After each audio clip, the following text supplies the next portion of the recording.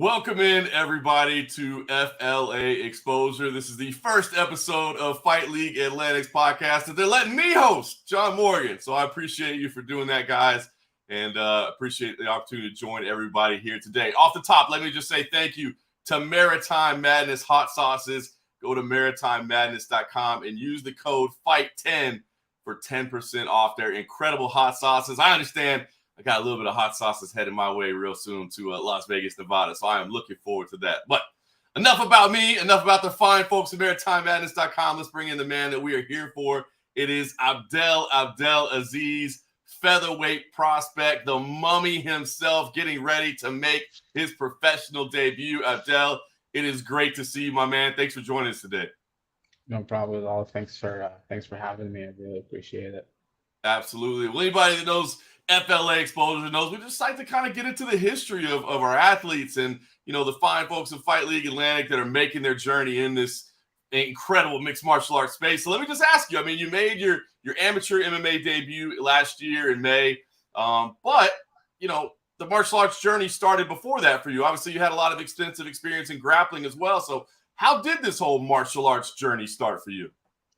Well, I did do like first exposure to martial arts was when I was younger, probably when can't remember how old I was exactly, but I got into like the traditional martial arts, watching like the Bruce Lee and Van Damme movies and all that stuff. And I did a little bit of kung fu training, so like just the traditional martial arts kids do at that age. Ended up stopping for a few years. I mean, stopped for a good amount of time. Did some other sports, and then when I moved here in 2012, it was in around 2016 or 2017 was, I think, obviously that's when the UFC really blew up with the whole Conor McGregor fiasco and stuff like that. So I remember watching it, and I became really into watching the sport. And then I was like, maybe I should get back into training, try something out. And then I just looked at a bunch of gyms around. So I just started going to classes, and then I would do like, I would do the kickboxing classes, the jiu-jitsu classes, and then I got into jiu-jitsu, and then, kind of like that old scenario of like you start jiu-jitsu and you start rolling and you get addicted. So I got really into that, and got up to a point where I had my blue belt. And then I met Gavin because we were both training at the same gym. Started training with him mainly in grappling and jiu-jitsu and stuff like that, and then slowly transitioned into MMA. Very cool. It's amazing how how it hooks you, right, and gets you into Yeah. it. Do you have any favorite movies from back then? I'm a Bloodsport guy. I still think that's one of my favorite movies ever. What was yours? I don't know if I mean, this is super cliche, but like I have a pretty fond memory of watching Rocky with my dad. Like there was Uh, one time where it's like, can't remember what channel it was, where they were like showing each movie, each of the Rocky movies, like one night after the other. And I remember I watched like most of them with him. So Rocky really stands out, but Enter the Dragon, Bloodsport, all that stuff. It's they're all classics. that is amazing. All right, so you start going down, as you said, start out the kind of traditional martial arts way, and then we think of you kind of, at least me personally, as more of a grappler, but that isn't necessarily how you started. So when you first started getting into Brazilian Jiu-Jitsu grappling, what was your thought? Were you passionate about it right away, or was it kind of weird? You weren't used to it. What was your thoughts? Honestly, I remember getting into it really, really quickly. Like for some reason, I just felt like it clicked with me because I mean, you see that, and it's a pretty common scenario. Like you hear a lot of people that are um, like people that are like into science or more of the academic people like start to get it once they start jiu-jitsu because it just involves so much like thinking.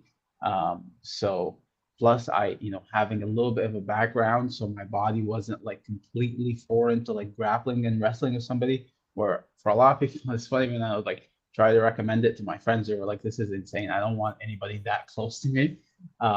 Which from my perspective I hadn't considered, but it's hard to disagree with with that. So, but yeah, I remember as soon as I started, because um, it wasn't like it didn't feel super like this super foreign thing to me, so I got into it pretty quickly.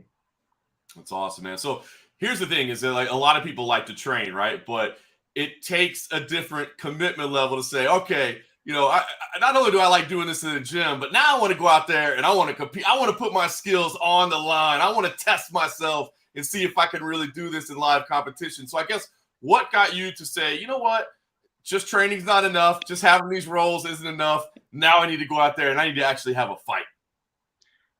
Yeah, it's hard to say exactly because I don't think there was any point where I like sat down and like made the decision. When I started training jiu-jitsu, I would see like competitions come up, and I don't know. I feel like it's like an instinct a lot of people have probably where you can like this is something that like it scares you a little bit, it makes you uncomfortable, but at the same time you're like drawn to it. So I was like, I feel like I'm pretty scared. Like I like kind of don't want to do it, but I feel like I should.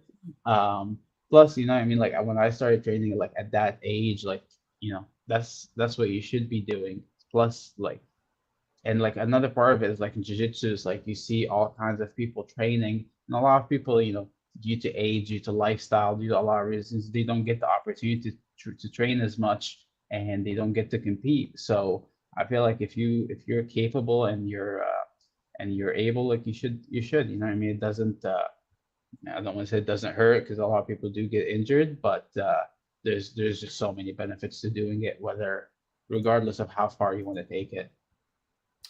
So you decide you're going to do it. You go out there, your amateur debut, you lose, right? So you come Yeah. up short in your first. What were your thoughts? Because I get to see easily. I always wonder about this, right? Because you make that leap of faith. You go, I'm going to test myself, and then it doesn't go your way. And I always wonder if there's this inclination for people to just be like, not doing that again. That sucked. Like, or did you think about like I'm just going to pack it in, or did it fire you up even more? Like, what was it like for you to deal with that first setback? It was honestly like it's like it sucks losing. There's just no way around that. But at the same time, it was there was so much lead up. Like I had to wait so long to get that fight that a big part of it was just like I'm just glad I finally get to do this after doing all that training. Um, so I was like, it was just kind of like a little bit more of like just a reality check, and it makes you think. You get thoughts of like maybe I'm not as good as I thought. Maybe this, maybe that. What did I not perform? What do I need to fix? But that's where I was at. I was like, what can I do so I can make sure it's better next time? Um, but luckily I had somebody like Gavin with me to like you answer those questions. So. You have answered those questions in fine form because it's been 3 straight wins since for you. Talk about Gavin, that Tower 1 Combat Sports team, man. Every time I get out there to the Maritimes and I get to be a part of these Fight League Atlantic events, I'm so impressed by the squad you guys are putting together, man. It's an incredible team. So what's the atmosphere like there for you, and what do you think the secret to success is there? Honestly, like it's like the worst kept secret at this point probably, but it all starts with Gavin, like his work ethic, his dedication, and then his like the wealth of knowledge that he has. There's just, what I mean, like a lot of people can try, a lot of people can work as hard and do all that stuff, but it's just the combination of things that he has is just that he brings to the table is just not something that a lot of people have. um, and then it's just the other stuff is like I can't accredit it to anything other than just good fortune. When you have like a good group of people around, you just have to be grateful because you can't control. There's only so much you can do. The people are what they are. But we're super lucky to have the group of people that we have. It's such a good atmosphere. Everybody's looking after each other. But we're also pushing and we're training hard and we're making each other better. So it's, I feel super fortunate to be there. It's awesome, man. It's so important to have a good feel in the room as well as good effort, right? You got to have good training, but I think that having that togetherness means a lot. All right, I got to ask you, the Mummy. Where did the nickname the Mummy come from? Who gave it to you? Because I don't know. The first time I heard it, I'm like, this dude's gonna come out all stiff or something. Like, where did that come from? This might be a surprise, but that was also from Gavin. I think he I think he came up with it like pretty early on when I started doing like the MMA sparring stuff. He came up I remember he just I can't remember honestly, like with these things you never remember how they started. But yeah, he pretty sure he's the one that started it, and it kind of just stuck after that. That's hilarious. Well, I mean, that's kind of a good nickname is one you kind of don't really want at first, right? And then you're Yeah. just stuck with it. Yeah, yeah. I mean, I didn't mind it that much. I thought that's not a bad, it's not a bad nickname, but you don't get to choose either way. So It is. It's good. All right, let's talk about it. So there's the background. Now we're talking about what's coming up. It is September 30th. It is part of FLA 11. It's part of a 2-night weekend, which is awesome, right? The Kumite is on Friday night. FLA 11 is on Saturday night in Pictou. Let me ask you first about that fight. You were in the Kumite a lot. What did you? That was kind of your first entrance to FLA. What was your experience with the Kumite competitions and maybe people that haven't seen those in the last couple of years? oh, the kumites were super cool to get to do those, especially at the time where they started doing them, where there was like nothing else going on. But for me, like before that, my only competition was like the local tournaments and stuff like that.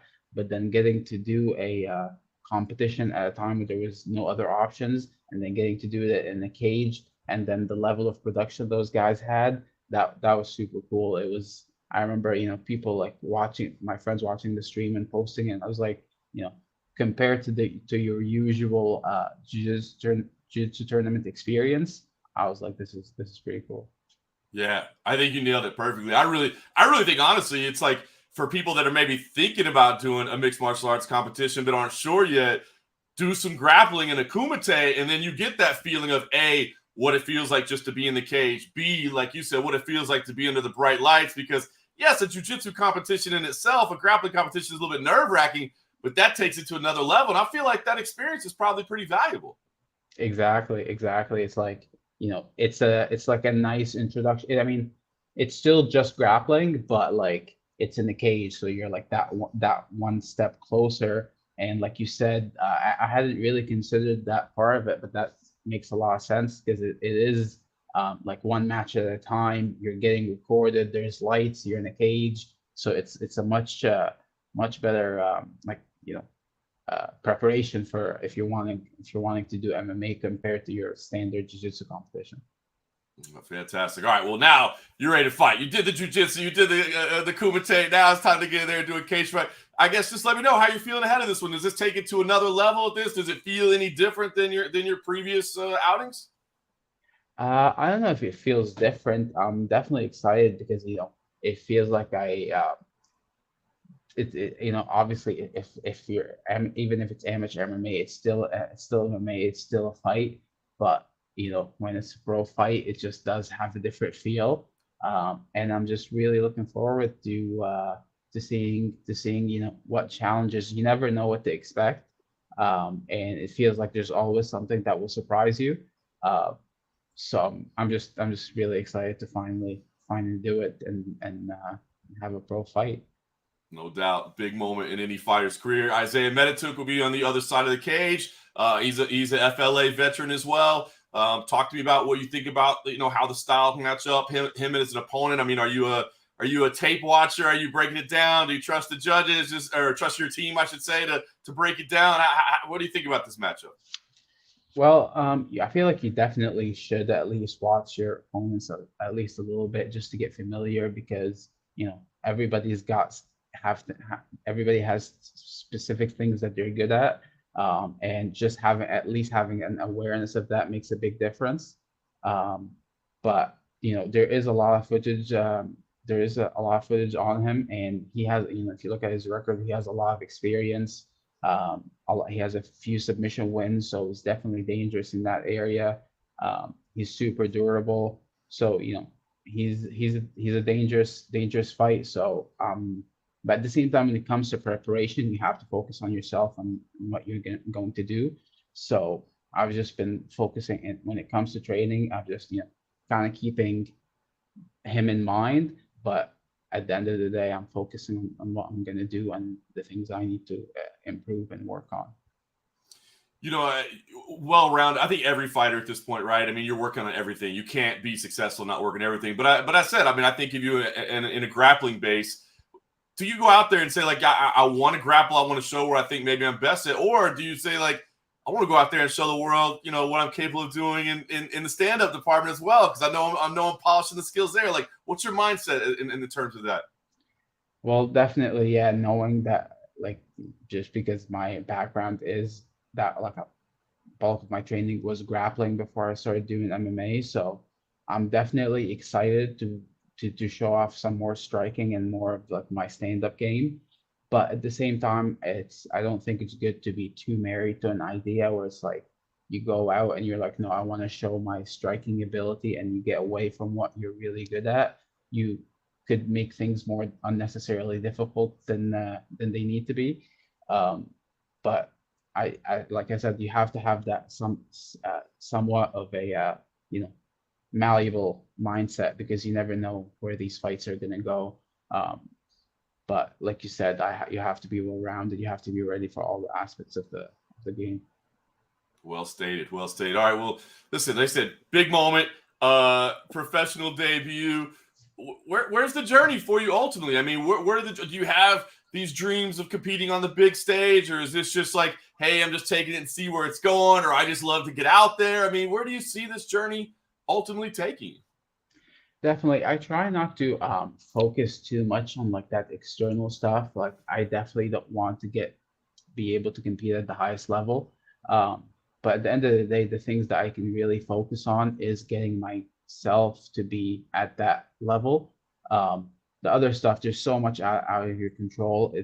That's one thing that, you know, really stood out to me once I started competing in MMA, is how much goes on behind the scenes, how, you know, all the, you know, the cancellations and stuff like that. People see some of it, but you realize that there's so much more that goes on, and just being aware of how much there is there that you can't really control. So I try not to focus on that too much, and I figured, you know, as what I tell myself is, if I keep training, I keep getting better, everything is just going to come in due time. That's a very mature way of looking at it, very educated way to approach it as well. Well, listen, man, I'm excited for you to make this debut. It's been cool to see you build this win streak and kind of build to this moment. I'm bummed to say I won't be out there for this one, but I will definitely be watching. If anybody is in the area, man, you have put on some shows the last couple times out. Again, it is Fight League Atlantic 11, back-to-back nights. There's a Kumite on Friday night. There's a mixed martial arts on Saturday night. I guess last thing I'll ask for you, Abdel, I mean, any thoughts, messages, anything you want to get out there, people that things that you want to know, people why they need to tune in if they haven't seen you, just any messages that you want to put out there. Yeah, we have 5 guys fighting on the card from the gym. Everybody that's watched any of our guys fighting know that, you know, we've got something special going on, so you should get in on it now. So yeah, we can everybody should tune in and watch, not just me, watch me and my teammates as well. We're gonna put on a good show. Fantastic, man. I'm looking forward. I said that was the last question I had, but Aaron McPherson has a question right here from Facebook. He says, can we see a heel hook finish? I mean, hey, those might have been off the table at one point, but you can go to the heel hook now. So are we going to see a heel hook finish perhaps? Like I said, you can't be too married, but I would too married to any ideas. But the thoughts definitely crossed my mind. I would love to put on get a heel hook finish. That would be pretty exciting. I guess that's one exciting thing about the professional ranks, right? Is it's all on the table. Some nasty ground and pound. You want to throw some vicious elbows? You got that as well. It's all available to you. Yeah, it's very exciting. I love it. I love it. Awesome, Aaron. Appreciate that question. All right, Abdel. Appreciate you joining us today, man. A pleasure to talk to you. It's been an honor to call some of your fights, and so it's great to get to talk to you today. You know, we'll continue to monitor your career, and hopefully I'll be cage shot for your next one. But thank you very much for the time, brother. Thank you. I really appreciate it.